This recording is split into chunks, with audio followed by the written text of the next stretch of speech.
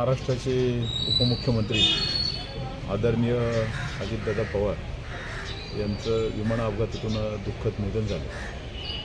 खरं तर अजितदादा यांचं दुःखद निधन झालं म्हणजे फक्त बारामतीचं किंवा पवार कुटुंबाचं नुकसान नाही झालं, तर हे महाराष्ट्राचं आणि देशाचं नुकसान झालेलं आहे. कारण की अजितदादा कार्यक्षम माणूस आणि प्रशासनावर पूर्णपणे पक्कड असणारा माणूस.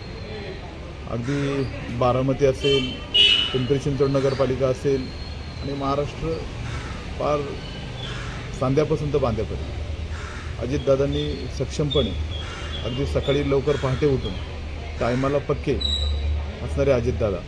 खरं तर अजितदादा गेल्याने फार मोठं असं महाराष्ट्राचं नुकसान झालेलं आहे. आणि आज आमच्या घोडेगावकरांनी बंद पुकारलेला आहे आणि अजितदादा मागेसुद्धा या घोडेगाव नगरीमध्ये पंचायत समितीच्या उद्घाटनाच्या कार्यक्रमानुसार आले होते. तर त्यावेळेला व्यापारी संकुलासाठी पंचायत समितीसाठी मोठा हॉल त्यांची धडपड होती. आदरणीय वळसे पाटील साहेबांची सांगण्यावरून दादांनी खरोखर या घोडेगाव नगरीमध्ये कोटी जवळजवळ बरेचसे कोटी रुपयाचे निधी या इथे टाकलेले.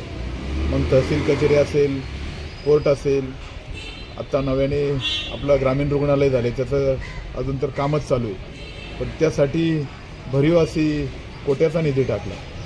खरं तर अजितदादा आपल्यात आता नाही आहेत. लय मोठी खूप मोठी हानी झालेली आहे. जसं आपल्या कुटुंबातील एखादा कर्ता माणूस गेल्यानंतर आपल्याला दुःख पोचतं, त्याचप्रमाणे अजितदादा गेल्याने महाराष्ट्राचं सर्व भागाचं असं नुकसान झालेलं आहे.